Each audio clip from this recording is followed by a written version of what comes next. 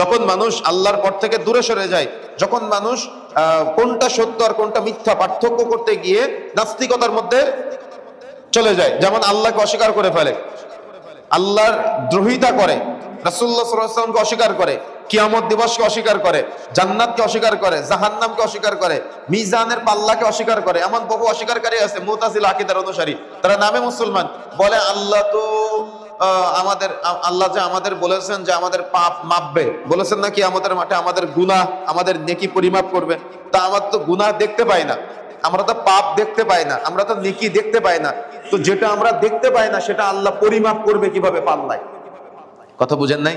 এটা হলো তাদের একটা ধারণা। এটা কি তাদের একটা ধারণা? দেখেন, কিন্তু আমি যদি এখন আপনার কাছে, আপনি যেমন যুক্তি দিচ্ছেন, আমি যদি যুক্তি দিয়ে আপনার কাছে প্রশ্ন করি, আপনার শরীরে জ্বর হয় কিনা? শরীরে জ্বর হয় না আমাদের? জ্বর কি দেখা যায়? জ্বর কি করা যায়? জ্বর কি করা যায়? পরিমাপ করা যায়। তো এই যে দেখা যায় না, এটার পরিমাপ বিশ্বাস করলেন কেন আপনি? অনেকে শরীরে ডায়াবেটিস আছে না, ডায়াবেটিস দেখা যায়, ডায়াবেটিস ধরা যায়।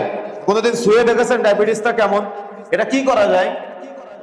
পরিমাপ করা যায়। তো দুনিয়াবি ক্ষেত্রে না দেখে আপনি পরিমাপ বিশ্বাস করতে পারলেন, আল্লাহ রাব্বুল আলামিন বলেছে যে আপনার পাপ নেকি গুনাহ যেগুলো আছে সেগুলো পরিমাপ করবে, আল্লাহর কথা আপনার বিশ্বাস স্থাপন করতে পারেন না।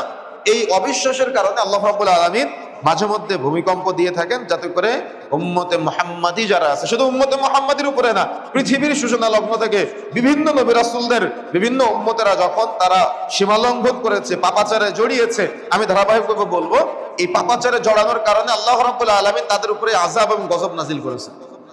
আমাদের সমাজেও এগুলো অহরহ অহরহ এই পাপাচারের সাথে মানুষ জড়িত।